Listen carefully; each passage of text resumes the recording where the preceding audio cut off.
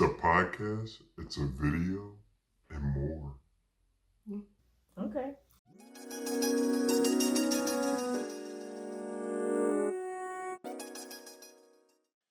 Welcome back to another episode of We grown. Question mark? I'm Sean, I'm Maya. I'm Jess. and today we have a special guest, Miss Stephanie. But we'll get more into that in a few minutes because we got to start with how we always start. First things first. What had you feeling grown? All right, I'm gonna go first. So my brother, he just turned 29. I have three brothers, and the middle one, he just turned 29. All of them are my baby brothers, and they, he's not married yet, so he still does young people things. And his birthday dinner started at 8 p.m. Oh, And I said, all right, 8 p.m. I usually eat dinner 5, 6 o'clock. Like, that's dinner. So my stomach is growling driving to the place. And we get there. Some of his friends are like, oh, I can't get there till about 9. And he's like, don't come. Like, it's a reservation at a fancy restaurant. Don't show up at 9. So we end up going from like 12 people to 8 people. And then they serve the food and all of that. And he's like, oh, there's a little after thing. And by this time, it's maybe 10:30. I said, after thing? I was like, he was like, you said you're going to be young and hip. And I was like, you right. I'm going to show up to the after thing. So I show up to the after thing, me and my husband. The whole time I'm like, are you good? I'm asking my husband. He's like, are you good? Because you keep asking me if I'm good. And I'm like, I just want to make sure we're on the same page. He's like, one drink and then we'll go home. We get there. I have my one drink. My husband chugs his drink. So I'm like, I guess he's ready to go. And he's like, I'm still sipping because I don't chug drinks.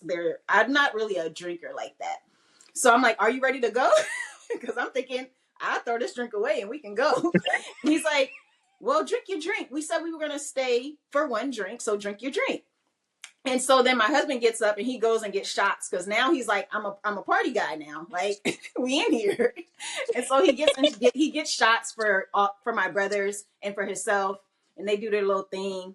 And it was chill. Like, it wasn't that bad. The place was really cozy, so it wasn't like club vibes. It was just like we had an upstairs space and no one was there, so the owner let us just take over the space, and they had the bartender coming back and forth. So it was kind of chill. And I made it. We got home at like 1:30 and I made it. I did good. Okay, party people. Yes. 1:30. 1:30. Yes, 1:30. We made it. That's Yeah. that's a late night. It That is is. a late night. I haven't seen a different day in the same day in a long time. Like, in a really long time. Exactly. So did I tell y'all that like my neighbor had a birthday party and we went out? Mm-mm. Yo, we went to a we went to a speakeasy downtown Baltimore. So we went to this place, like we got on the list to go to get tacos. They were like hour and a half wait. We were like, cool, we're gonna go to the speakeasy. We went to the speakeasy. We there, we chilling. First of all, I can't see nothing because there's no light. They got candles lit. And I was like, why are there only candles lit? Like, I can't see nothing. So I get a menu, can't see nothing. Got to take out my phone flashlight. And I'm like looking. Feeling the vibes.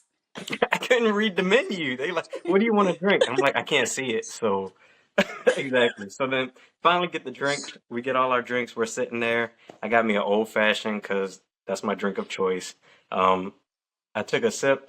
Then a text message went off like, y'all table is ready. Y'all need to get here immediately. I was like, okay, cool. Side note, I should have said this before.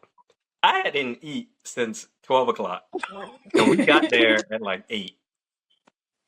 I took my old fashioned like a freaking shot.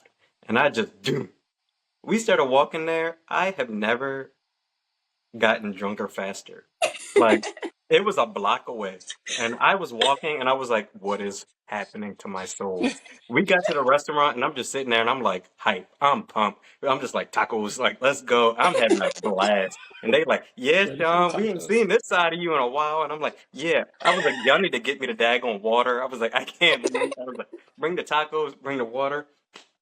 It took forever for that food to come out. And I was just like, y'all, like, I don't know what's happening. I was like, I am not young like Like y'all, like I'm the youngest one. Well, no, I'm not. JK. But I was just like, that water, I had to sober up though, because that was wild. That just had me thinking about that when you was on your little young people My night out. adventures up in here. Yes. Hmm. Hmm. Hmm. Chaotic. But I got back by Yeah. 12. That's decent. You still saw Yeah. the next day. You 12 still is saw still the a next good day. day. You did see In the my next house. day. But yes, I did. Uh, oh Absolutely. goodness. I feel like similarly, so there's this band that I really, really love. And I think I had tickets to see them like during COVID, before COVID hit. And back in the day, I used to love going to concerts. And I always would do like the standing room and get there early so I could be like closer to the front. Mm-mm. So I checked my email and this week Mm-mm. I checked my No, email ma'am. and this week they are at the same venue I used to go to, and I would be first in line to be at the front. And I'm looking at the tickets, and I'm like, all right, what are the seats looking like? Like, where are the seats? The seats are in the balcony, so you're not as close. And I'm Okay. like, oh, they're like three times the price of the floor tickets. And I'm like, it's okay, I'm grown, I can pay for it. And I look, and all them seats are almost gone. I was like, I guess I'm not going because all I can think about is my back hurting, my feet hurting, people Responsibilities. touching me that I don't want touching me. I'm just like, you know what? Better preach. I'll listen to the album Not I and listen just to enjoy the it at album. home. Or check I out the had to TikTok. call it on Somebody that one. streamed I'm it. just like, somebody's gonna stream it, but I don't want people touching me. I don't want my back hurting, my feet gonna hurt. I already know. I already know. I'm not standing for anybody else's concert and then getting I home the next day. no, I think that that's how I think I'm about not built all for it. things. Like, yeah, there's no. Is there a reservation? Is there gonna be a seat assigned? I'm not fighting for anything. Yeah. Like that. Hmm. That's how Yeah. grown I am. I'm not. I'm not. I am all for that because Yeah. no.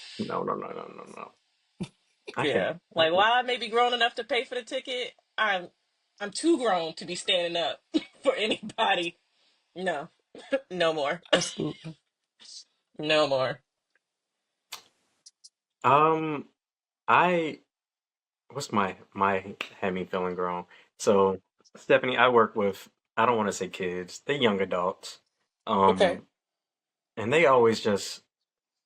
they would just be putting me in my place. So the other Mm-hmm. day, it was yesterday, we're talking, and actually I just got a text message from him. We're talking, and he's like one of my guys, he's like, yeah, like I just want to have one kid. He was like, cause I know it's work, and I was like, oh yeah, I have one kid. He was like, yeah, I can tell, cause you look tired, and I was It's the like, humble. not I look They humble you, don't tired. they? I was like, first of all, I was doing yard work yesterday. That's why I'm tired. And he was like, yeah, that's the reason. And I was like, get off my call. Like, you can go back home. I don't got to sign your paycheck this week because this is disrespectful. So, Not humble, you look tired. tired. I was tired yesterday, though. I'll give him that. No, but that's okay. But you ain't have to say it was because the kid that made you tired. Like that's just not even nice. No, I had a Right. similar situation. No. I had a similar situation recently. I know I'm probably jumping out of sleep with, but it made me think of it. I was speaking at a conference and I did really good. Everybody was like, "Oh, Stephanie, you did it really good. You really resonated with me." And the one young lady came up to me. She was like, "Oh, I just need to connect with you. I really love to talk to you." And I'm always about connecting to the people. So like, sure, let's talk, whatever. She's like, "Yeah, because I know that you're older than me." Well, was it my Excuse face? me? Because I've been working on my skincare on a regular. Like, is it what told you that I was older than you? She said, Oh Lord. I said, I'm not, I said, am I giving old? She said, no, you're not giving old. I mean, but I could tell there's wisdom behind your words. I drove home in silence. I said, That doesn't wisdom? make it better. I was like, I mean, I guess, but am I an elder now? Am I in the elder realm of life? I mean, I still go out to the club too. Not every day, like once a week, like once a quarter at best, maybe once a year at this point. But Once a like, year. once a year. But it's not the point. The point is I'll be out there when I need to be. She said wisdom. I said, my God, on today. I said, okay, thank you. You Thank just you so piling it much. on. Mm-hmm. Mm-hmm. I said, listen, Oh, I guess. Look, I'm just gonna take my wisdom compliment and keep it going. But it definitely hurt my feelings. It did. It took me out. People don't I care. feel it. I Mm-hmm. feel it. They mhm, just, Mm-hmm. and I feel like mhm, the worst part about it is like I know when I was younger, I was the person that was giving all of them jabs, like, but you're old, mhm, mhm, and Yes. they surely let It's me know. coming mhm. I just back. think, It's coming back.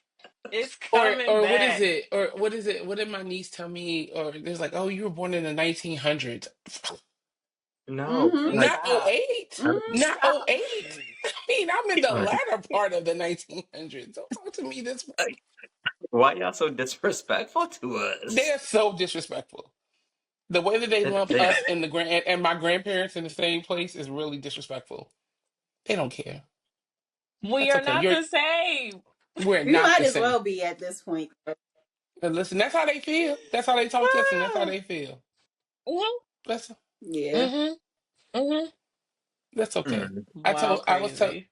I told my son today, you'll never know the pain of having to wait for you to get information, have a whole channel that scrolls and tells you what's coming on the TV, and don't you miss it. Because if you miss it, you must wait until it scrolls back so you can know what's on TV. Mhm. He's very Yep. much an on-demand Yep. kid. So he's like, Mommy, put this on. And Mhm, I'm like, I would you never will know this mhm. life. You'll never know. So I get exactly. it. Or remember when you would wait for the snow day and you got to watch the news for it to go Yes, you down at the gotta wait for bottom? your Scroll the bottom. school. She's like, "Come on, Baltimore County." Literally. At least yours was B. Literally. I was living in Prince George's County. So can you imagine hearing everybody Same. Anne Arundel, Yes. Anne Arundel, and then Yes. it's DC, Maryland, and Virginia. So you got to wait for everybody. P is so far down the Everybody. line. It is so far down. Yes. You are Yes. waiting. And don't Yes. blink. Because then you gotta mess with because Prince William and Prince George is, not Prince George, Mhm, because there's two. mhm. Right. Prince George is That's always terrible. closed. Prince George's was on the we'll see you in 2 hours. We'll see Mhm. you in 2 hours. 2 hour They delay. loved a good 2 hours. They loved a good 2 hours. Like If DC was y'all open, thought they y'all was were like, we'll getting give you out. 2 hours and then you got to come in. And I'm like, Lord, Hmm. That's enough time so to shovel. that's enough time to. Mind you, yesterday they closed for rain. Did They they had a half day really? for rain. Yes. Yes. So many people, like, including my therapist, she's like, I'm sorry, like my day is off because I had to pick up my son. They closed school for a half day. And I'm like, for rain? That It didn't really Let's really go. happen? ain't that bad. Well, let's not talk about '96 when I walked to school in the blizzard because the buses did not come, but the school was still yet open. Not walked. Yes, Mm-mm. Not walked. 40 days. It was Not like I mean, literally, it was like 6 blocks, but still. The way that not the snow was '96 knee way blizzard. we are little midgets trying to walk in snow. So these it's waist deep for these 12-year-olds. That's that that was a snow. So It was a That wasn't blizzard. If snow. you look yeah, that up was the a Yep. big blizzard in snow. '96, it was a real thing. Like Yeah. elementary school kids Yep. walking to school. It is not normal. So yeah, Yeah. Now they were like, oh, it's too cold. We gonna open late. it's Well, too hot. where was They're gonna that? close early. Yeah, inclement weather Now really they have bothers. compassion for the kids. Right. Hmm. Evolution. I mean, well, also Mm. it's like millennials running it, and they like, I'm not going in. Also, yes. Also, yes. I'm out. Because we care Like, about our I'm not comfort. driving there. Because we care about our comfort. We are We not do. doing it. We Yeah. do. Yeah. Like, We I really need a do. snow Bless day. them. Yes, I need the snow day. It's for me. Snow day is for me. Exactly. Stephanie, was Literally. that your had you feeling grown, or did you have one No, no, another that one? was just me thinking Okay. about you. What had me feeling grown? Oh my goodness, what had me feeling grown this week? I feel like what had me feeling grown this week was literally bills. Bills had me feeling really grown. Like I was up making very much responsible decisions and I just remember the days of like so I have a almost 3 year old, so he'll be three in August. I mean, August in June, and so I remember I was planning ahead, and then trying to like budget my bills and trying to plan things and just like not throw caution to the wind and saying, oh no, I can't afford to buy this fragrance that I want to buy. I have to make sure I pay for his summer clothes because they're on sale. Because that's what they're all doing now. So Mhm. when Carter sends you that Mhm. mini email saying Carter says a 50% off, you jump right on that and you pay for it. Yep. And so I Mhm. just remember, there was a time, never that I had a lot of money because I've always been poor, but it was a time when I didn't have to worry about not getting the things that I really wanted. So this whole idea of like having to think ahead and having to be like the responsible Yes. person is just, Yeah. it's okay. I mean, I've walked into this year very knowingly, but I just recall days when I used to just not care and I was always doing stuff. Or Mhm. and also segue to that, calendars being a thing made me feel really grown because I spent my whole day yesterday putting things on our family calendar so that we all would know where one would be at. So I have Mhm. plans all the way out till October, but they're all on the calendar so I don't forget. And that made me feel very grown. Lots of wisdom and Yes. and Yeah. future Mhm. planning, making sure I had to do that because Yes. otherwise, I will forget and I will double and triple book. And I'll be like, oh, Yes. I had something going on today, but I don't know what that was, Jesus. So yeah, so my calendar and planning ahead made me feel real grown this week. Yeah. I think That we talked Amen. part. about that before, and I was talking about how even with the calendar, if it's not the right color, I'd be like, oh, I can book over that. And I'm like, dang, that was supposed to be, oh, we're supposed to record, but I didn't have it yellow. So I thought it was something else. So yeah, I it's have a to whole put thing notes. now. Do not schedule over. Like, do must attend. Like Yes. in bold parentheses. Like Yes. otherwise, Yeah, I love that you Mhm. have a color coordination. Now Mhm. that's sophisticated. For me, I I just have tell to. myself, I have to. yeah, that's kind I've of got cool. colors too, but yellow is You for do? if it's like Kindle stuff. Mm, Yeah, I have different calendars. I have my bills calendar, so I know like when payments are coming out. I have like my personal calendar, and then I have our family calendar, and and then I have my husband's personal calendar. So if I have all of them checked, I'd be getting overwhelmed because there's too many things on too many days. So I'd be unchecking them. But if I uncheck it, then I don't see it, and then I forget, and I'm like, oh shoot. Because I definitely almost overbooked myself today because I was like, oh, we're gonna go visit like a family member. And then I'm looking at the calendar and I was like, dang, I told her the day that I have a recording. I was like, oh hey, we could just do this a little later because I overbooked myself. I yeah. needed to put that on the calendar so I would have That's known. really still But it impressive works though, out because Jess. it's after nap time. Yes, that's still I'm impressive trying. though because you have like all that. Listen, we go day to day. What do you have planned for today?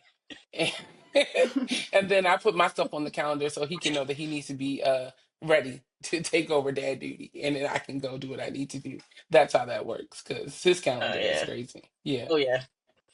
Yeah. Similar. We go month to month with his calendar because I'm like, okay, what days are you working? Because the days he works this month are not gonna be the same days he works next month or the month Hmm. after that. So I'm just like, listen, as soon as you know, throw it on there. Even if you don't know for sure, throw it on there. Impressive. The organization that you both have, very impressive. I'm aspiring. I appreciate it. I appreciate it. Oh, that's funny. All right. So I know some people are probably wondering, like, where did you guys find Stephanie? And so when we were recording our birth stories, Miss Wanda, who is married to Chris, who does generational scriptures with me, plug to generational scriptures. She was like, "Oh, you guys should really have a mental health professional," and I was like, "Well, we probably could find one, but if you have recommendations," she's like, "Oh my goodness, my friend Stephanie is really good. She's on TikTok. Go check her out." And I'm like, "Okay, I will go check her out." And I went on there and I saw some of I think you do daily affirmations or like daily encouragement. Hmm. And I started watching some and I commented on a couple because I was like, "Ooh, I needed that. I needed that word for today." But it was really good. I was like, oh wow, like it's touching the things that we talk about generally, because when we talk here, like we do a lot of playful things and we tell these stories, but at the end of the day, it's like as adults, right? We're trying to make it like we're trying to make it through life, and we're trying to make sure that we aren't doing too much. Yeah. Like let's Right. do Yeah. what we need to do, but Yeah. also live life, like make sure that we're enjoying life, making sure that we're doing like hangouts, like, oh, let's have, like, we always talk about doing once a month hangouts, and a month will go by, we haven't hung out. Another month goes by, we haven't done anything. It's hard to balance all of that. And it's all, again, like the mental health. Like, how do we then prioritize ourselves, prioritize our families, and balance the two, and prioritize work and the things that you're also passionate about, want to do. So yes, Miss Wanda recommended, so we did start some digging, and Jess has a little blurb she wants to read before we Yes, throw it yes. over to you. Okay. So, a small intro. So, hey everybody, meet Stephanie Solely Little of Full Life Liberation, a clinical therapist, life design coach, social justice advocate, and woman who deeply is committed to her own ongoing journey of self discovery and liberation. Through her work on YouTube, TikTok, and Instagram, Stephanie is creating a powerful space for people who are ready to explore their truth, design lives aligned with their values, and walk boldly towards their own liberation. She invites you on these platforms to join a growing community of individuals who are not only dreaming of freedom, but actively doing the inner and outer work to achieve it. So, with all of that said, let's welcome Stephanie. Oh, thanks.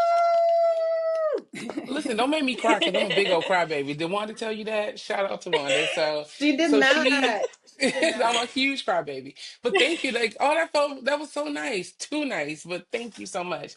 So yes, my name is Stephanie. I am a clinical therapist. I am licensed in Maryland and Virginia, working on DC Child because social work can't never get their life together and get me a compact, which is basically reciprocity in any state that I want to license and practice in. So, as we would say, I'm out here striving for to be DC, Maryland, Virginia. But right now, DC and Virginia. And I've been doing mental health. I've been a therapist and a clinician, licensed since 2015. But I feel like I've been doing therapy child since I was born. Like I remember when I was in sixth grade, I was a peer mediator, and that's like really. And then I became the peer mediation president. So I've been giving people advice and trying to solve stuff for years. And a little quick story of how I started Full Life Liberation, in which I love the birth stories because I think but I'll probably be over here sobbing, so I won't go into all that. But the long and the short was in 2017, my mom unfortunately passed away from cancer, and I didn't know, let me say that, I didn't know she passed, like she had cancer. It happened really quickly and really Mm. fast. And so um what essentially happened was I talked to her on a Friday, she was admitted on a Monday, and then I guess like I came home on a Saturday because I live in Maryland, but she lived in Mississippi. And so by the time I got there, it's Saturday, Mm. she was not doing well. And then she passed the following Tuesday. So it happened like in like a week. And so I spent like all of 2017 really just trying to figure life out. And it did not go well. Like when you work in this profession, because you were talking more about like balancing, when you work in this profession, one of the psychs that you get is that you think you can do it. Like I tried to like white knuckle my own mental health, and everybody would ask me how I was doing, and they'd say, "Oh, how are you doing, Stephanie?" I'm like, "I'm fine." Like, grief is a process. It's 6 steps, and I'm at this stage, and so I'm saying all the cute buzzwords, and I think I have it all together. And the reality of the situation is I had nothing together. It put me in the hospital. I got what they call like the broken heart syndrome, but the clinical term is stress cardiomyopathy, because they said that basically the loss of my mother and all the stress around it shocked my heart. And so it really changed my trajectory sitting. And I was actually in Baltimore, and I have to credit Wanda for this because I was talking to her one day and I said, I don't feel well. And she was like, "You need to go to the hospital." And I was like, "No, no, no, I got an appointment." And she was like, "No, you need to go today." And so I was like, "Okay." And so I went, and I sat there all night, and she actually came to the hospital that day. And they ended up saying, all this stuff. And the doctor was talking. I was like, "So you gonna give me some medicine? I'm gonna go home." And he said, "What about all that I just told you? What was going on? What you made you think you was going home? You going upstairs, and we'll see you in a little bit." And so I said, "Okay." So I sat in the hospital for like a few days. I was the youngest person in a cardiac hospital, and the doctor had to call the specialist that coined the term at Hopkins what it was. He said that's the only thing we can think of because nothing else made sense. That you just were under that much stress. So I give you that pretense because the rest of the year I said, well, we must change that. We cannot live like this. And so in 2018, I launched For Life Liberation. And so what it stood for was, you know, anybody who's ever dealt with loss, a loss of a parent, loss of a family member, just loss in period. Sometimes you feel like uncertain of where you are in the world. And so but the one thing is that you're still in the world. So you have to be, you're living. And so for me, it was that death is for the dying and life is for the living. And so I didn't want to just live. I wanted to live liberated. I wanted to live out loud. I didn't want it to like hold it in. And I kept like masking my grief. I didn't want to burden people with my story. I didn't want people to feel sorry for me. I wanted to be this person. And I was like, that's not real. The reality is I'm grieving still to this day, still grieving. And so Mhm. I'm not going to be ashamed of my grief. I'm not going to be ashamed of my journey or my story. And a part of being grown is being honest about that. And so I just said, this is who I am. And so in every facet of my life, I was living out loud. And then I felt like I just like, how do I get that out to the world? And so I just started like a YouTube and I started doing stuff. And then TikTok kind of happened. And then, well, really, November happened. And then I was just like over life again. And I was like, well, what am I going to do? And so I started really doing the videos that you saw, Moyo. It was starting for me, starting to speak to me. How can I get up every day and live liberated? And liberation for me is a state of mind, right? And so for me to be physically free, my mental has to be free. And so I wanted to help other people get free. And so I had to remind Mm, other people, like, it's hard, but you can still get through a hard day because you've gotten through all your other Mhm. hard days. You know, there's still yeah. like today before I came here, I posted about having joy. That joy is not connected to happiness because I was talking to a client Yeah. today about Yeah. not knowing about being happy because happy is like a fleeting thought. But every day I have joy because I have breath in Mm-hmm. my body. I could have been out. You may not have had me in 2017 had I not gotten to this place. So I'm joyful that Yeah. I'm here today. I had to pay my bills, but I get to pay my bills. And I was talking to a good friend of mine, and she was Yeah. like, I had to send that to my mama child because she was complaining about bills. But it's like, no, you have the means to pay your bills. Because at one time, it was, tuna helper. And we could, Yes. that was my origin story. I ain't have no money. So, and I think that that's where it all has come from for me about one being true to yourself. And that's the thing about mental health. If you're doing it right, it humbles you every day, because I can't tell my clients to live a certain way if I'm not living that way. And so it always is challenging me to be authentic, but the liberation part is about like the action. It's like the faith and works thing. So you can pray about it, but then once you pray, then what are you going to do to actionize that and really manifest that in your life? And so that's how it gets started. And I just post, and I've unmasked a little bit of a community, and I was shocked every day that people want to hear what I got to say, just like I'm shocked that people want to come and sit on my couch and listen to what I have to say. But I give glory to God because I feel like I'm just a vessel for Him to do His work, and I don't prep my content. I just show up and I speak, and I let Him be my voice. And so if it resonates to you, I'm thankful, and I give God the glory for that part of it too. Yes. Yeah. Yes. Yes. Yes. Amen. I know. Your story, your story is very touching. I feel like now I got to look more into what you're posting because I've mentioned it on the podcast, but I also lost my mom, and I lost my mom sophomore, junior year of college. Mhm. And so it's the same, like you feel like you can do it. Like you don't want to burden other people, but people are there, like community is important. Mhm. And we have people where we're always preaching like community, community, community. And my community is what brought me through that. Like my faith brought me through that. Like I Mhm. I even said on generational scriptures, like we went to church after my mom passed. Like me and my brothers couldn't just sit at home. Like we were like, we used to say that if anything bad happens, we wouldn't turn away from God. And this is us, our chance to prove that, right? That's right. And God brought us through it, right? So I like your story. Thanks. Really do. And I think that is a real encouragement to everyone, especially those who have gone through something similar.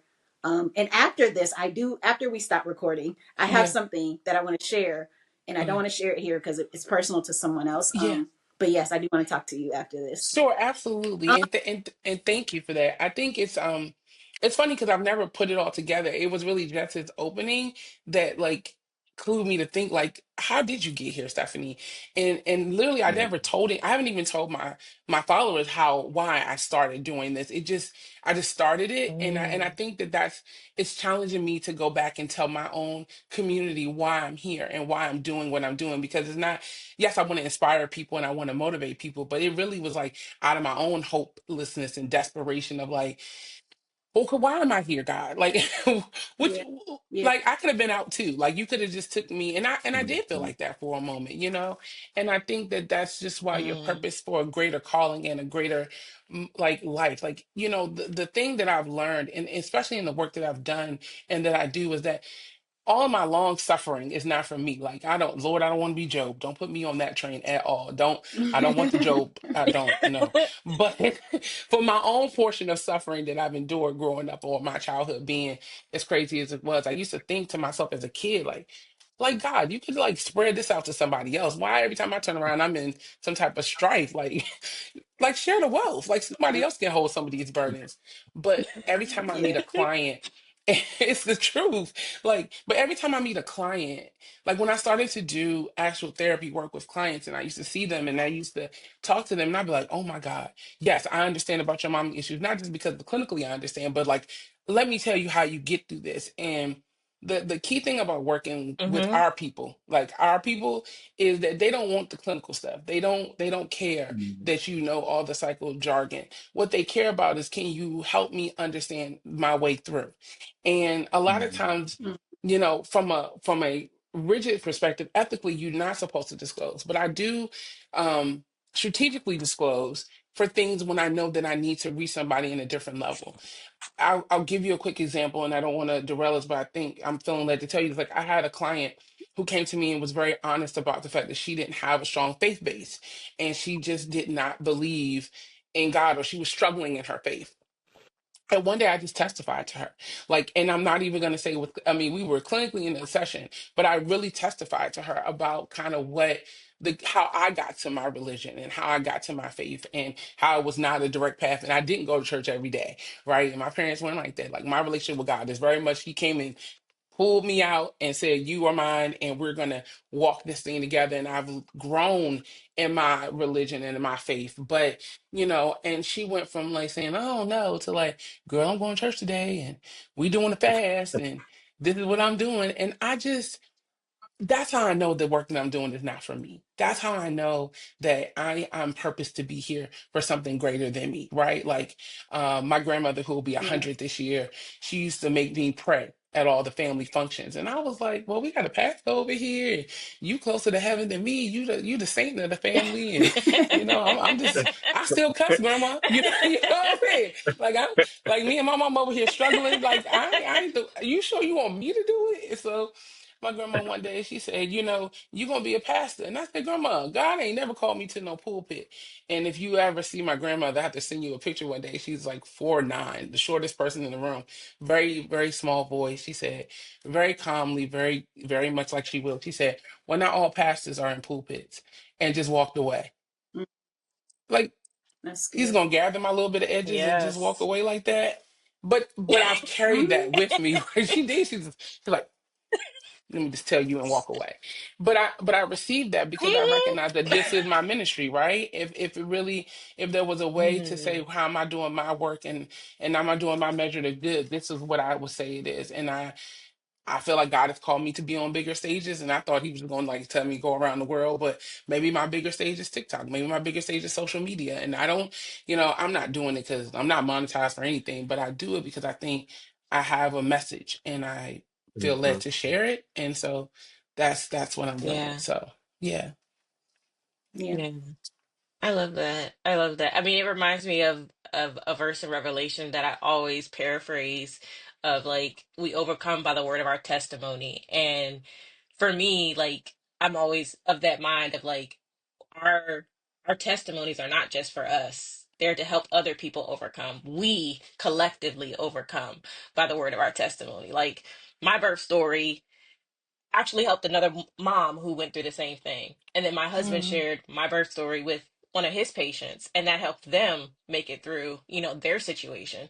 So it's like, in the midst of it, you're like, oh my gosh, why me? Why me? But like, when we share our stories, we really do help people feel seen, help them Mhm. feel not as alone, and help them see like, oh, there's hope.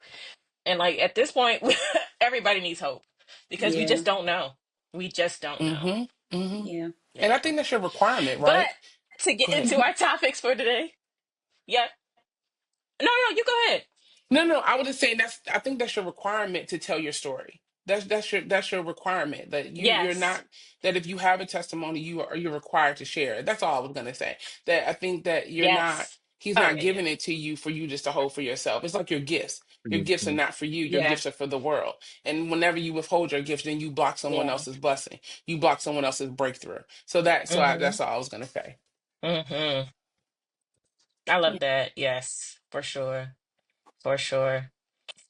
So yes, to get into today's topic, which is still kind of similar to what we've been discussing, is we want to talk about the myth of work-life balance and also get into a little bit about the burnout and hustle culture that we are seeing more of and I think is getting a little exasperated at this point. Yeah. Want me So, to start? we can start with the work-life balance myth. Yeah, yeah, yeah. Go ahead. No, no, you go. For real. No, you go. So I know with the work life balance, like we always have this appearance of like, I work from 9 to 5, and as soon as I'm off, I have my life, and then the weekends, I have my weekends. But I feel like from the perspective, especially being a parent, like it's a lot to balance with juggling being a parent, being yourself, being a working professional, being a spouse or a girlfriend or a mother. Um, well, being a spouse, partner, whatever, and then also being a friend and being a relative, being a daughter. Like, it is a lot. So I think we always hear, oh, I have or I desire work-life balance, but like, what does that really look like? Like, I think we're sold this dream of like it can be achieved, but I think truly it's somewhat of a myth. Me personally, I feel like I've taken an understanding of there's no such thing as work-life balance, but life happens in rhythms. And so I try Mm, to embrace more of life rhythms versus life balance, where I may be in a rhythm where, okay, I can really attack work. I can really be in it for work. I can really just like, okay, I'm focused on this. I'm doing my professional development. I'm doing this. I'm doing that.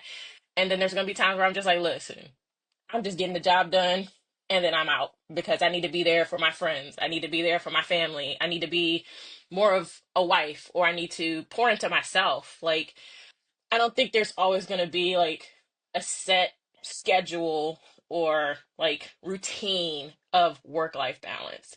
But from your perspective as a therapist, how would you describe work life balance? Is it real? Is it not real? it's not real. The long and the short, the end. No. So I think so. I'll start with this. So I watched another podcast. It's the Gin and Juice podcast. And they were actually having a similar Oh, I love conversation. them. Yes, we love Yes, I love them. them, right? And so they were having a similar conversation about this. And Melanie, she also does I'm not a lawyer, which I do like because that's how I keep up with all the trials. That's how I Mm. kept up with YSL. But the story for a different day. So I was watching her, but she said Same. in the yeah, that's how I was catching up because I have to work, right? But what she said I thought was true. She said, when it comes to work-life balance, she said she just picks what she's gonna do bad one day, right? So one day I'm going to be Yes, Yeah. really good at yes. work, and then I'm going to be really bad Hmm. at being a mom or a wife. And one day I'm going to be really good at being a wife and a mom, but I'm going to be mediocre at work, right? And I think it's not a real Hmm. thing in terms of like, if you think about what balance looks like on the scale, which means everything is even, it's not.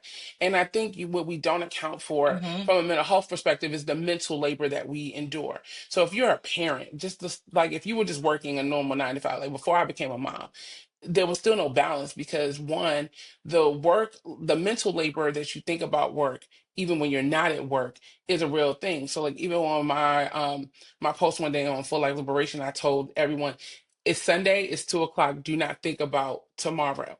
Like tomorrow will come tomorrow. But how many Mm. times it's like right now we're like, oh, it's the weekend. I'm going to go see a family member. When I leave here, I'm going to go get dinner. I'm going to run errands. But then tomorrow, Sunday morning, you're going to eat breakfast or go to brunch. And then around 2, 3 o'clock, you're going to be like, what am I wearing next week? Do I got to go in the office? What days I got to do? Let me see if I got an email to check on. Let me look at my schedule. Let me see where I need to be. So even on a Sunday at 3 o'clock, you're already at work. Your mind is already at work. You're already Mm-hmm. starting to consider. Even if you're Mhm. thinking about your kids, if so and so has an event they need to go to, do I need to pick them up? What shirt day is it? What spirit day is coming up? And so now you're already thinking because they always got something, child. So you're already Yeah. thinking about that, you know. So then, are you really on a balance? That's not a real scale, right? And so it's the quiet Mhm. efforts. It's the silent energy that we seep out that we don't think impacts our mental health that it does. And so if you think about if we say work-life balance, no, I don't think it's real. I like what you said, Jess, when you said it's a rhythm, right? It's a rhythm of how you flow. But I think you can have better work-life equity, right? And what that looks like for me is that you have to decide what you're going to let fall off your plate some days, right? And so Mhm. this topic really jumped out at me because I was like, child, I don't have no work-life balance because I'm doing way too much. One, we're just a society of over commitments, right? We just do way too much. Like in this conversation, Moyo has said that she has 2 podcasts. I'm sure she works. She's already a mom and a wife. That is a lot Yeah. of work already, right? And so considering, like just you ran down all your calendars, I'm exhausted just hearing about the calendars you have to coordinate. Did you think about the emotional energy that you have? Sean, you were talking about, hey, oh, I got an email from one of somebody at work. So you're home, it's Saturday, you're doing your passion, but you're still considering work. And so we're a society of overcommitment. And so with that level, and even though it's fun Mhm. commitment, because I was excited to come here today, but it's still work. It's still me having to be somewhere at a designated time, being prepared to do something else. And then I still have to go home. And I went out last night with friends and had dinner. And that was still something I love to do, but that was a commitment. So I had to be somewhere at a certain time. And all that is still work. And I think we don't consider it to be work because we enjoy it, but it's still laboring, right? And the art of laboring Mm-hmm. provides a level of Mm. energy siphoning, and that energy siphoning pose a little bit of mental health, you know, wear and tear on your body. And so, but what we don't put into our calendar, on any of our calendars, is rest. We don't put rest on our calendar. Mm. We don't put in peace and Mm. silence on our calendar. We pack every single thing in and we say, oh well, I'll go to sleep. It goes to that whole part of like that hustle culture, like I'll sleep when I'm dead. Like, but you're not even sleeping because REM is the science of being completely asleep, but we are listening to podcasts at night and listening to noise at night and having TVs in the background at night or listen to somebody snore at night. Maybe that's just my house. And so then it's just all these things that are still impacting or interfering with our psyche that we don't account for as energy and stress. And I think, Mm. but there is a way to do it, but you know, to answer your initial question, no, I don't think it's a real thing. I think at best is a rhythm, but at ideal state is really how do you really allow yourself the privilege to not feel like you have to hold and carry everything all at once. Yeah. So something interesting. When I first had my son, right?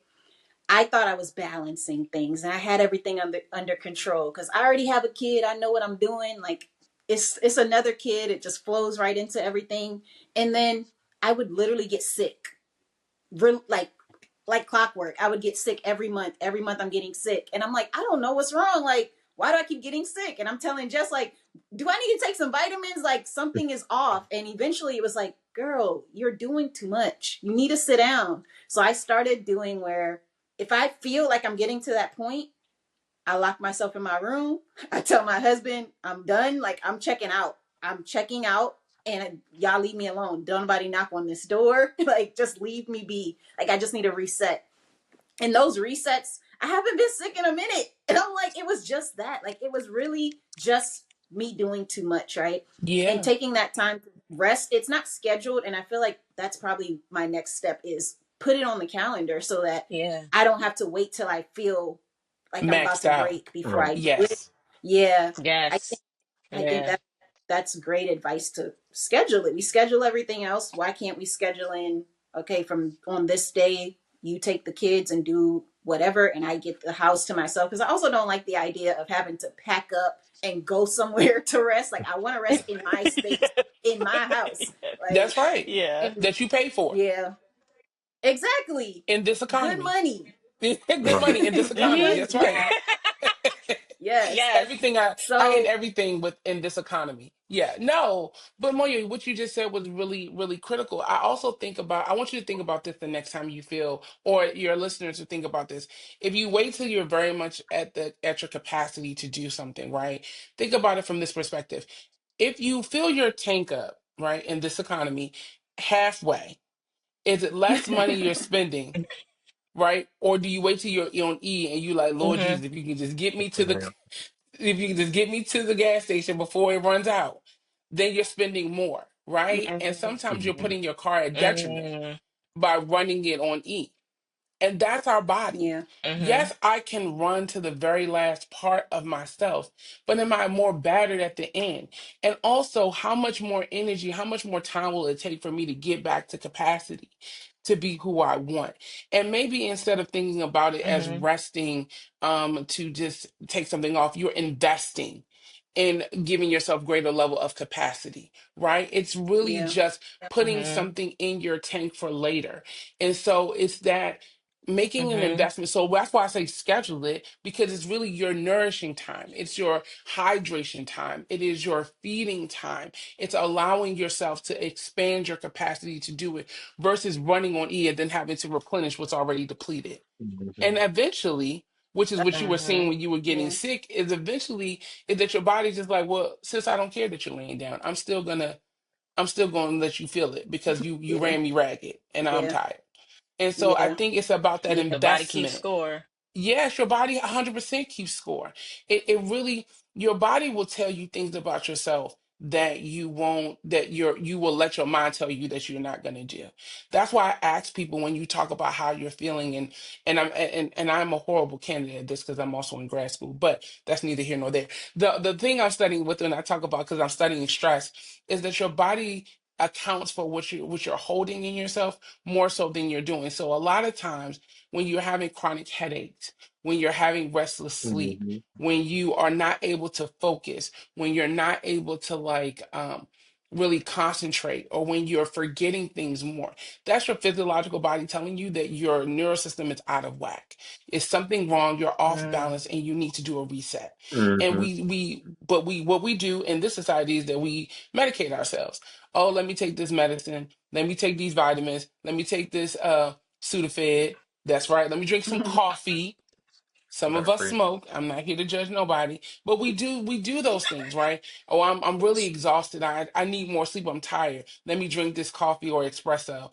But that's really your body saying, no, I don't have enough in my tank to move forward. So now you're jolting your yeah, body to do something it's not naturally required to do. Because Mhm. if we were rested Mm. and we were replenished the way we need to, your body has the energy it needs to get through a day.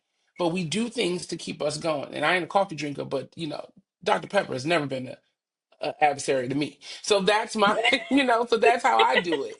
And so none of that is good. And so I think pay attention to the physiological signs. If I get a lot of headaches or I get migraines, if I get more migraines, I know that I'm feeling overextended. So maybe I need to say no to a commitment. Mm. Maybe I have to take something off my plate to put me on my plate. Yeah. And oftentimes we don't, Hmm. especially as parents, especially as spouses and partners, especially as parents and sisters and friends and organizational leaders. We do not put ourselves on the plate. We almost feel guilty for putting ourselves on the list and on the plate. And then we feel Yeah. like our servitude will give us the energy that we need. But pastors fall out all the Yeah. time. So do yeah, therapists. And nurses and doctors are the worst. We don't treat ourselves with the same care that we treat the people that we love Mhm. and we serve. But servants Yeah. have to be served too. And people who give have to be given unto. And the first person that you give is you give to yourself before you can give to anybody else. Yeah. Yeah. Yeah, I love that. I know, like, and we've talked about it before, like, well, in our group chat, I was like, "Hey guys, you know what? I decided I'm gonna start putting on my calendar, mental health Fridays. So like Mm-hmm. every couple Fridays, I'm automatically taking a sick day Hmm. just to rest. Like, I got to a point where I was having near nightmares about work, and I'm like, if I am Mhm. dreaming about work, this is a problem. Like, Right. like I do good work. I do like, local like government work. Like my work matters, but I should not be having nightmares about, a deadline being missed or somebody not getting information or a project going bad. Like that means like there needs to be a break. There needs to be some kind of balance. Like I've even told coworkers before, don't call me after hours talking about work. Talk to me when we're getting paid to talk about this drama. Like, I do not want to talk about work after work. Like, girl, I hear you, but no, not right now.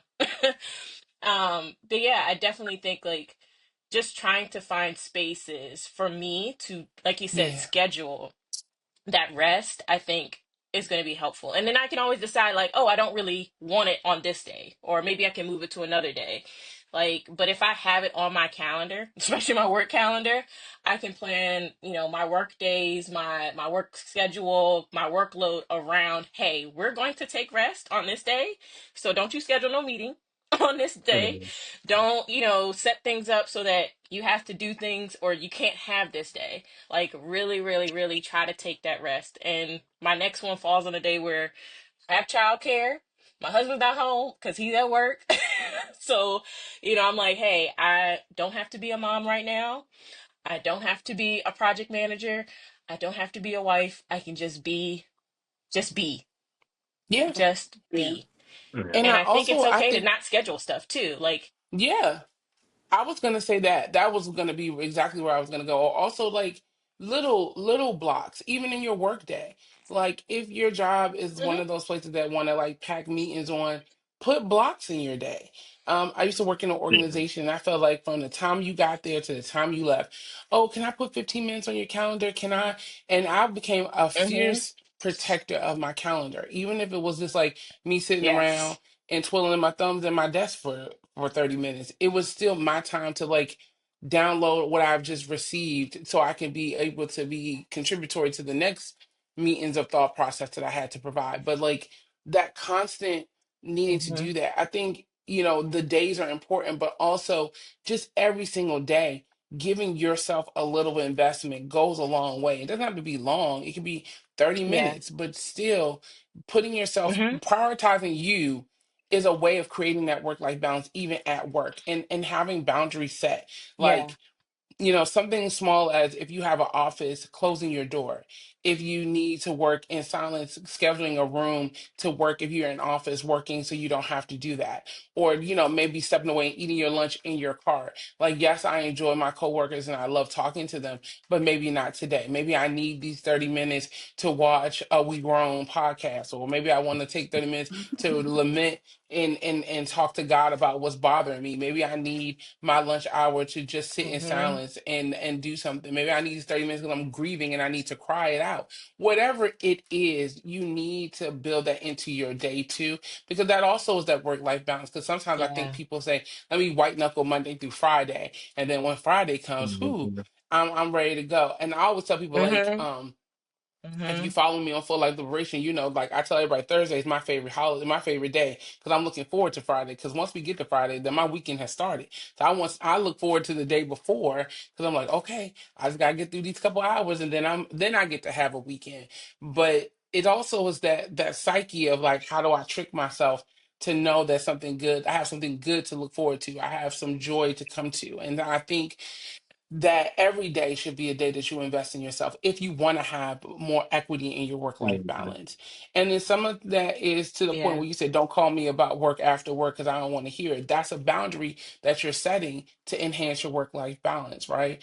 And also saying to your friends or your Mm-hmm. family, like, I love you, but during these hours, I can't talk to you about what mama didn't do the other day. And no, I don't want to gossip about what's happening because I want to give this job the best that I have so that when I get home, I can give you guys the best of me and not what's left of me. And I Yeah. think that that's the balance Yeah. for both. You know, you show up and you give your best Mm-hmm. and then don't go home or don't come to work Yeah. giving what's left. Yeah. Yeah. We Yeah. do our lunchtime calls, and I've now scheduled them on my calendar as I'm out of office. I actually had somebody like send me a message like, "Oh, hey, can I talk to you?" I'm like, "I'm on a personal call." And it shows out of office at lunchtime because I'm not in the office mentally. That's funny. Sorry, Sean. That's No, no. I mean, I don't always have the luxury to. Well, where I work, I really can't do that because I can't bring my phone mhm, in. But my job has been very kind, I guess.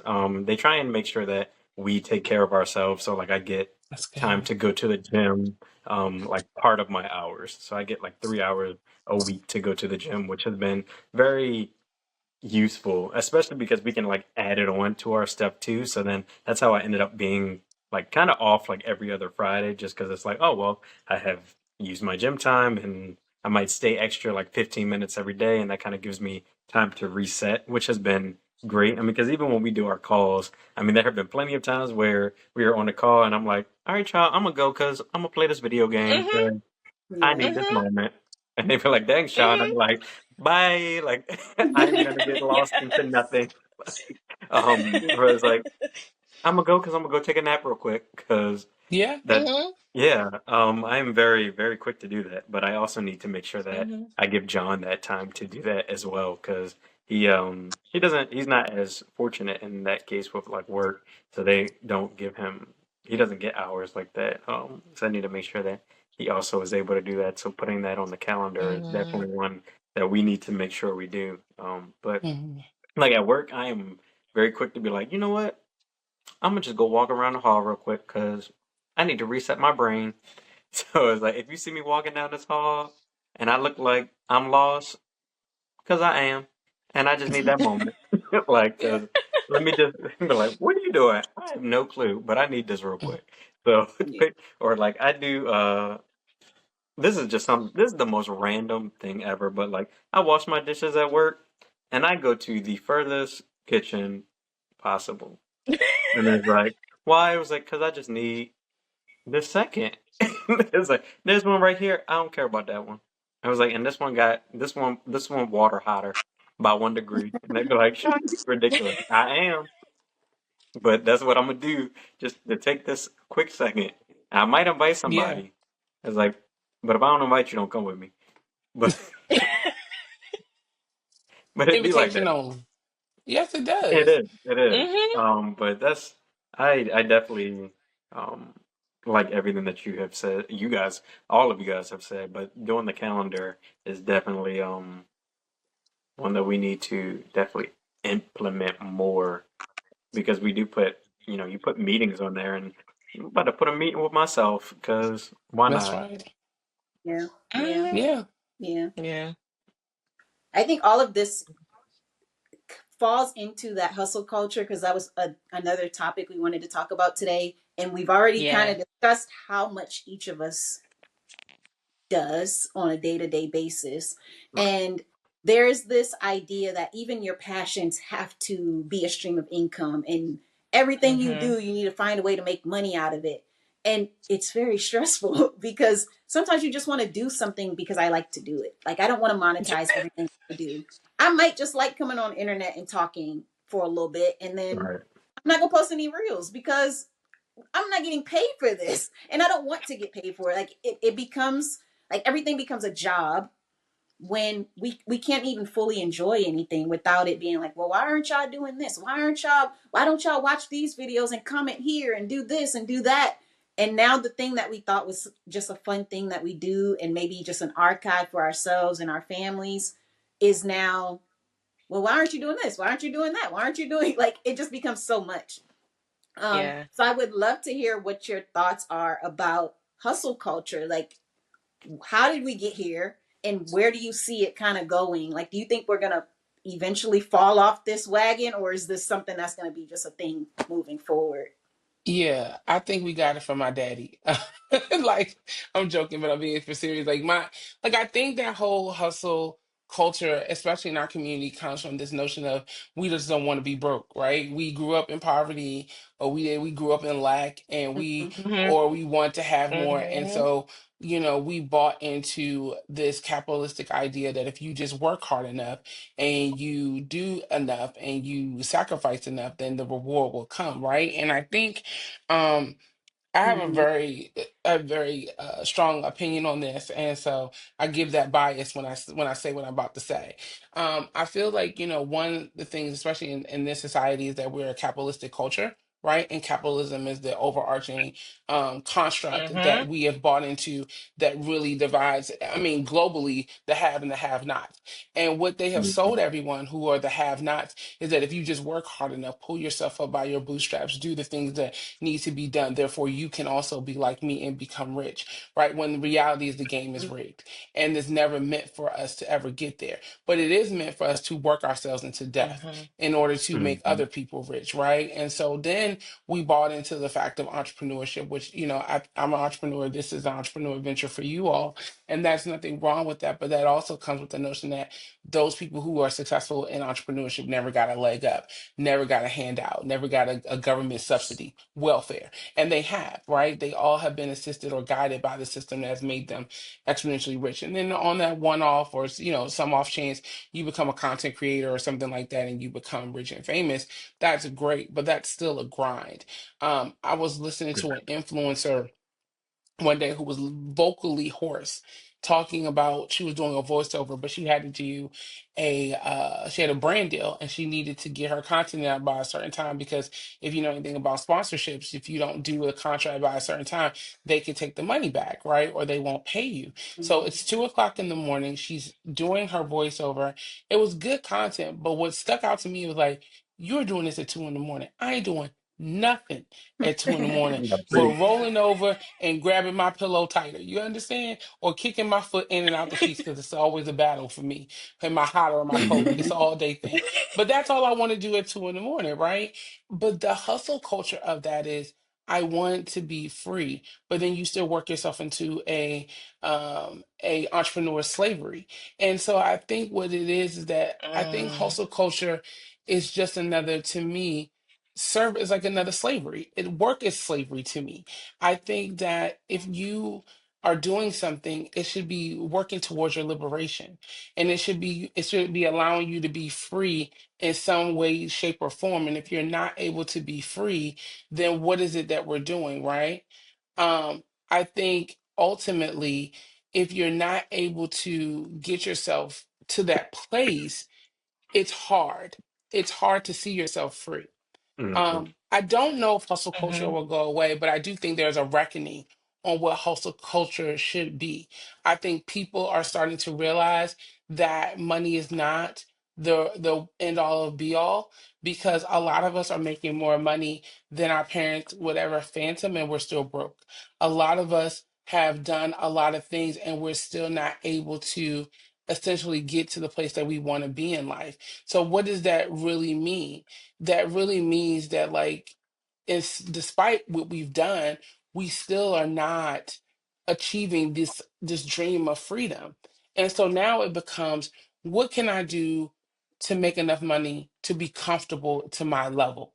Right. And Mm-hmm. I've seen a lot of people do a reversion. Like, I have a couple of friends who quit their jobs, who essentially are doing gig work, but are living a better life and have a better quality of life because they have not bought into this mentality of hustling until the day I Yeah. die. And I think that that is where I think people are going to.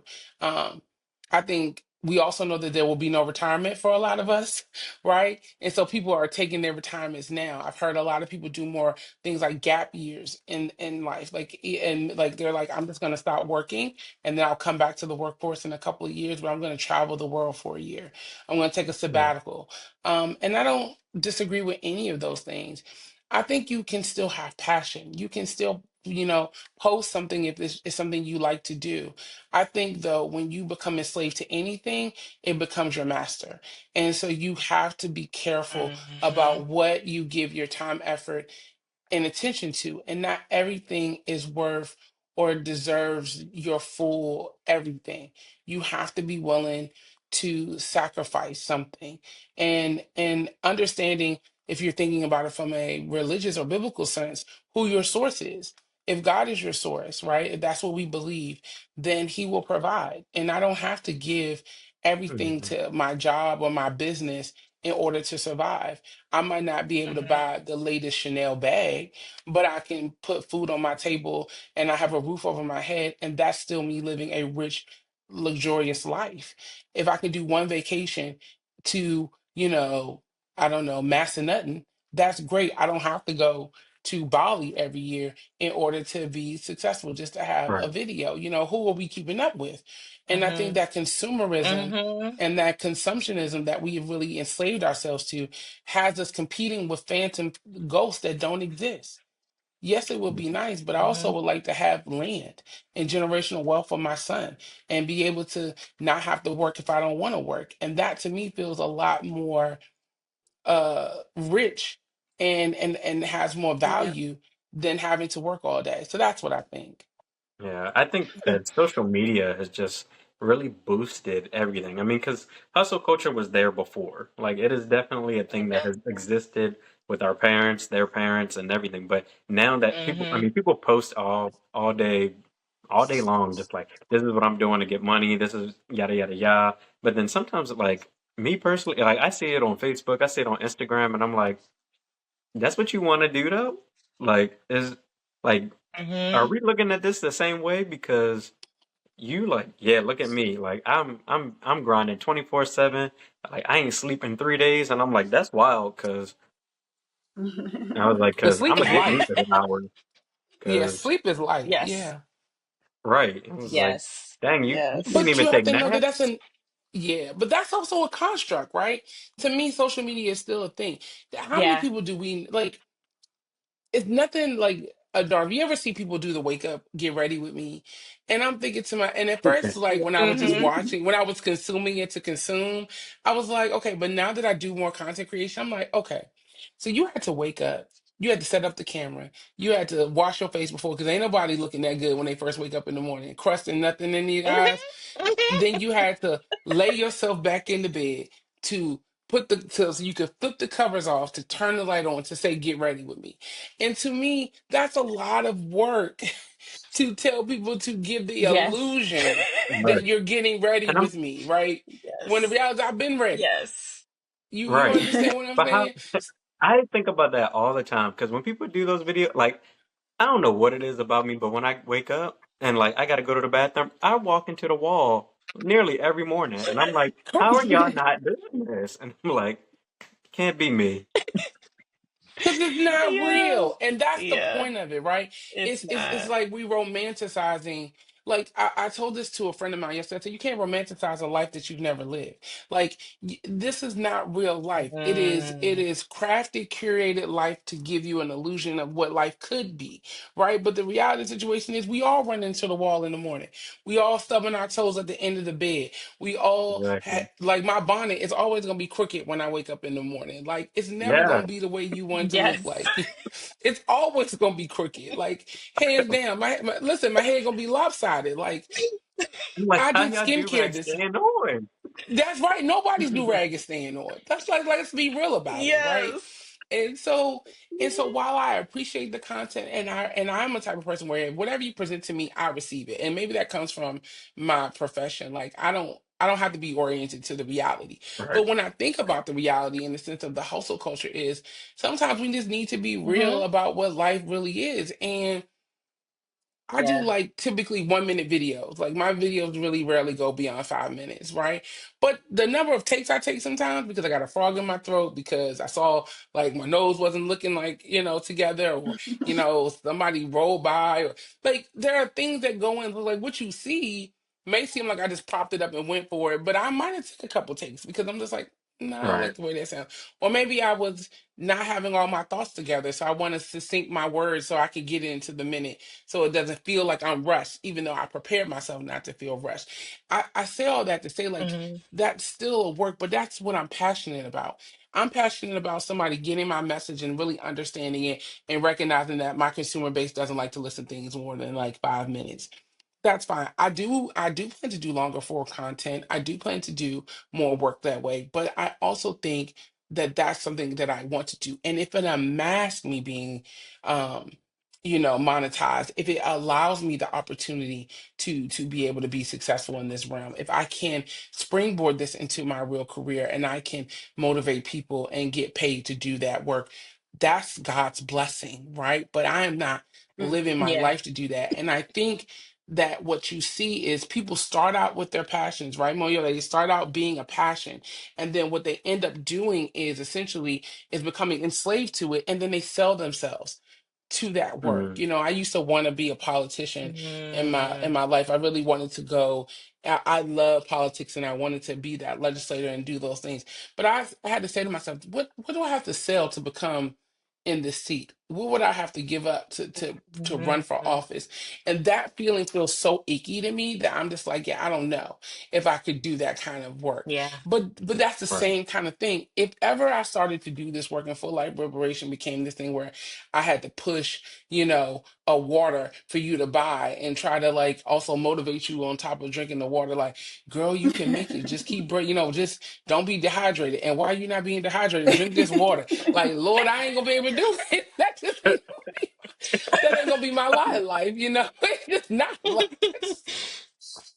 I could say to you, hey, I really love Deer Park water because that's what I drink when I'm thirsty, because that's really what I do. But I ain't gonna be able to sell you some water just to make a check. And I think that to me is where the compromise comes from. And I think that that's what it is. I Yeah. also think for hustle Yeah. culture, the way it is that people are chasing what they see and not what it is. And I think that they think it's easy. Yeah. It's easy to prop up a camera. It's easy to do a TikTok video. They Yeah. don't know Hmm. the work that goes into it. And nobody wants to labor for their efforts. And so they either overwork themselves trying to achieve something that's unattainable, or they try to fast track their way to do things what they think is easy. And I think neither one is good. What I Hmm. would hope to see happen, and mentally people are exhausted, right? Mentally people are exhausted. They're burnt out at earlier ages. They're burning out of all their careers because they're trying to do too much too fast. And I think that's a Hmm. problem. I'll share this one thing and I'll turn it back over to you all. I was at a meeting and this young lady said, I'm 26 years old. I have a master's degree. I'm in my career. But I don't feel like I'm doing enough. And I was like, slow down. Like she was like, what advice could I give you? I said, slow Yes. down. What is for you you will not lose it. You will find it. It is what's for you will find you. It will not be too late. It will not be too early. It will be on time. And I think the problem is that a Amen. lot of people are rushing to get somewhere that you won't get there until you're supposed to get there. I don't care what it is. Yeah. I wanted to be married at 20, but Mm. that wasn't what God had for me. It happened when it's supposed to happen. And I think that if we understood that part, then I think some of the hustle of our culture would stop because I think we want to get there right now so fast when sometimes the lessons gives you the wisdom, right? It gives you the things that you need to say Hmm. so that you Mm. can have a voice. Had I not endured all I need to endure, maybe when I speak nobody would listen to me because they'd be like, this little girl don't know what she's talking about. But I have wisdom behind me because I have life behind me. I have experience behind me. And I think that part people don't want to put that investment in time in. Yeah. Yeah. Mm. Yeah. It really reminds me, like my mom said something similar, and I carry that with me almost in every aspect, is that what's for you is for you. Like you don't have to fight for what is for you. Like if it's for you, then it will be for you. Like, yeah, that doesn't exclude the hard work, but it just means that nobody else can take what is yours. Hmm. So Hmm. walk in it with that, like walk in life with that. Like, and I think in terms of like the hustle culture, like before we started recording, I was sharing like before we got on here, I had to drop off a package because somebody had an order. Somebody had ordered something from my shop. And my passion has always been like, I love I love shopping. I love getting sales. And then I open the shop to do like, here are the items that I found, and I'm curating them for my specific audience. Like, these are the things that I found. I love them. And some of them I may have worn, and I'm like, I really want somebody to experience the joy I had when I had this item. So I'm reselling it. And like, I was so passionate about it that I became like one of the top sellers on the app. And then I had my child, and now I'm like, I don't, I don't want to do this. Like, because it started to feel like work to maintain that top, top profile, like, um, image. And like, you have people comment, oh, you got to join this, you got to do this, you got to do like live selling. I'm not doing it. I'm not I'm not hopping on this camera and pulling out items and measuring them and I'm not doing it, because I did this with the joy that I love shopping. I love curating things for people, and I want people to feel the same kind of experience of joy that I felt with a certain item or a certain thing that I'm like, this is so cool. Maybe they weren't able to access it or find it, but I found it and here it is. And so it's like trying to maintain that balance of still enjoying that, side hustle without the hustle part of it. Like, it's such a balance. Like, I have some people like, lowball offer me for something. Like, something will be on sale. I'll sell it for like $20, and they're like, I'll give you 5 for it. And I'm like, honey, I got a job. My husband got a job. I don't need this sale that bad. Like, but hustle culture would tell you, no, you go after that person and you make you make an offer to them, or you try to give them a discount with the shipping or something. And I'm not doing all that. If you're gonna lowball me, you don't need it, and I don't have to sell it. Yeah.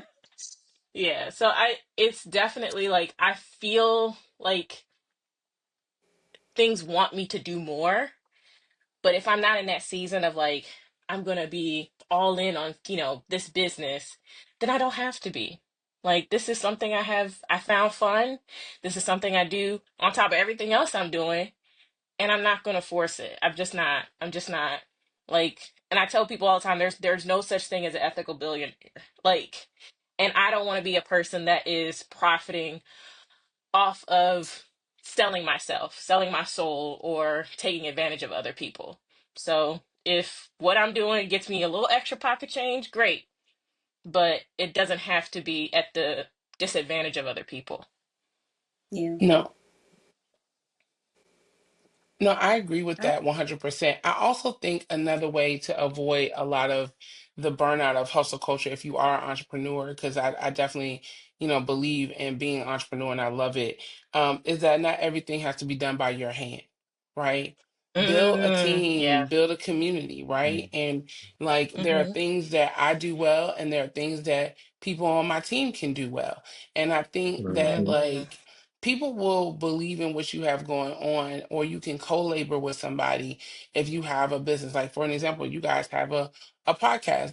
That's 3 people co-laboring together to get things done. And so I'm sure you all bring your own individual strengths and gifts to this work. But it also is that you're laboring with somebody, and it's not all by your hand.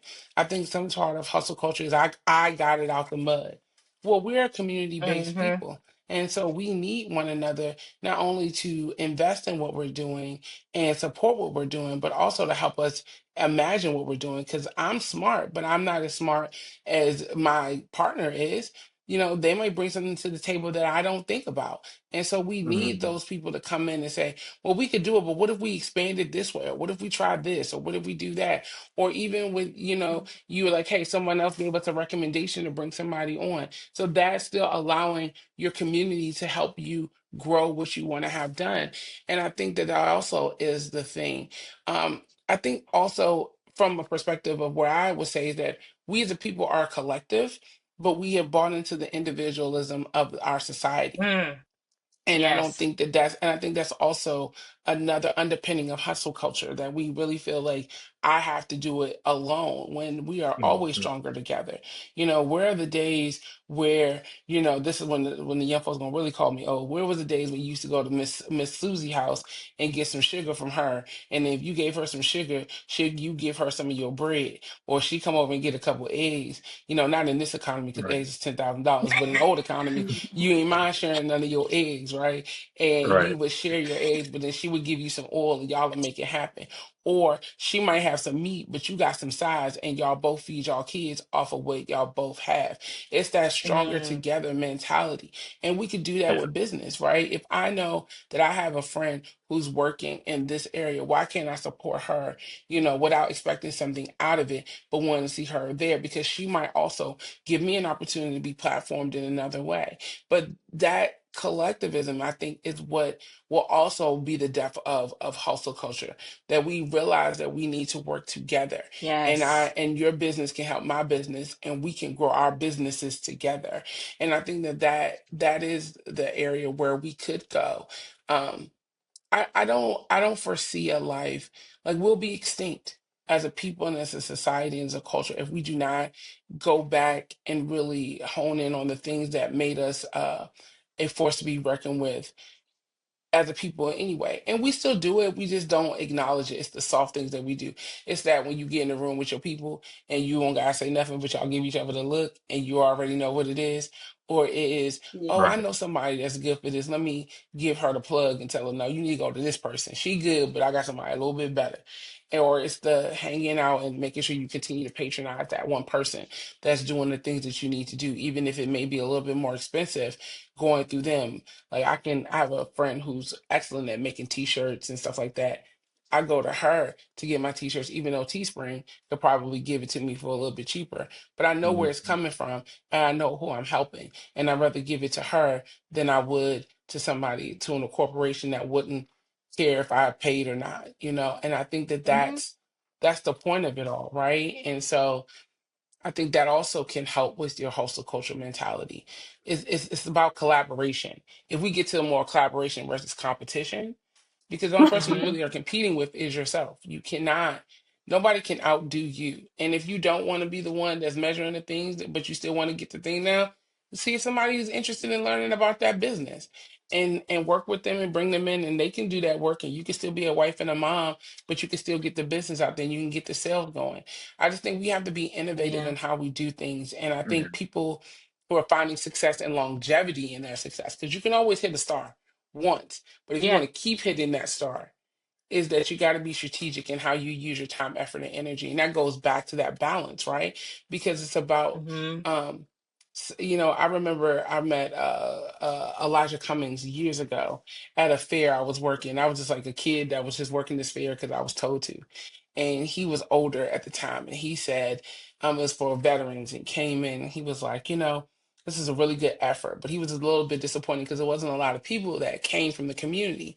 And he said, I'm at an age right now where just from we go from the chair that I was sitting in to the step, I have to be strategic because I don't have that many years left. So every step matters. And he said, and we must be strategic in how we Mm. get someplace. He said, you can't just throw something out there and expect it to be there. He said, so I'm challenging you all next year to be very strategic in your planning and in your execution so that you hit the target, because we don't know how many chances that we'll have to have events like this. And Mm. Mhm. that always stuck with me about how, not about just getting there, but the manner in which we get there. And Yeah. from a mental health perspective Mm. is what I tell people is you can fight and claw and hustle your way to the end, but if you're tattered, worn, buried, and bruised up at the end, what did you get? Did you get what you wanted?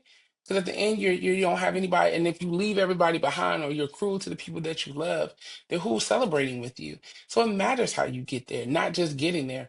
The manner Yeah. and the integrity of when you get there and how you are intact on the other side is what's most important. So that means you go a little slower, but go there right and go there whole so that you can continue to stay there Mm. and you can help other people get to where you are and get higher than where you started.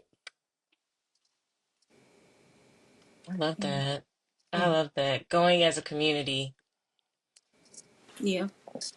Okay. So I mean we're having great conversation, and I don't want to just cut us off, but we are getting to time. Um Are there any like last words you want to give? Any you want to tell us where people can find you, things like Yeah, that? yeah. Thank you all, Moyo, Jess, Sean. This has been great. You guys have, like I said, I'm a fan. I'm on the other side watching and rooting you on. Thank you for this opportunity. Always would love an opportunity to come back. I love the vibe. I love what you guys are doing. It's amazing. Oh, she made the hearts happen. And I think the conversation is really important. You can find me on pretty much all my platforms, YouTube, TikTok, for as long as we have it, child, Substack, and Blue Sky, all at Full Life Liberation. Feel free to find me there. And the one thing I would say, the biggest thing I would leave with anybody about mental health is that everybody has it, right? It's like our arms, it's like our eyes, it's like our ears, it's like our nose. And I hope that my biggest champion is about access. And I try to make it low barrier about the work that I do to make everyone Mhm. normalize what it is. Um, Mhm. be in community with your people, be open with yourself, love yourself first, and then teach other people how to love you. And I think those are the foundational things that you need to do. And if you feel like you need more than that, there's help. If you're interested in where you can find like mental health support, there's always resources. I'll share them with We're Grown, and they can put it in the chat. If you want to find me more on a Yeah. clinical basis, I'll give them the information. You can find me there. But if you just want a daily dose of how to make it through, please follow me on Full Life Liberation. But most importantly, love yourself. And if you don't, learn to love yourself and then teach other people how to love Mm. you. And that makes the world a lot better. So that's what I would say. That's Very good. nice. I wish I could snap with this hand, but Yeah, The people do this now. I've been wanting to tell you yeah, they don't yeah. snap. But it, They do 10, the 10, 10, they 10, do the 10. they do Yes. this. You know. every reminder that I'm an old person, okay? I seen it and I was like, what is that? That's the new That's it. snap. That's That's the it. new That's, snap. that's the that's the applause. That's That's the applause. crazy. That's That's what wild. y'all supposed to say. That Yeah. they be like, yes, yes, cleared. You cleared. No notes. No notes. Yeah. That's Yes. crazy. Yep. Yep. I be Dang. Yep. trying to stay young. I be trying to stay young. My nieces be trying to get me, so I have to stay on them because otherwise they be trying to take me out. That's right. You be like, I see that. I clocked it. Yes, Oh yeah. Clock Yeah. it. Clock Clock it. that yes. king. Don't take you too fast. You better keep up because them young. That's why your students gonna get you. I know. They get me all the time. Right. Yes. Ah, Every day. so good. Mm. Yeah. But thank you so much for coming on here. We really Yes. appreciate you. We look forward to having you back. Um, Hmm. yeah, you know. Yeah. Thank In the y'all. It was meantime, great. oh, yeah. In the meantime, like, share, comment, subscribe. Also, drop stuff in the comments. Follow Stephanie. Like, honestly, Yeah. like this being a part of the community, like literally, that is one way you can do it. You can engage with us. You can definitely engage with her. Like, being a part of community definitely makes things in life better. So we thank you all for being a part of our community. We thank you for liking, for sharing, and subscribing. And we'll see you guys on the next one. All right. Bye. Bye. See y'all. Love y'all. Bye.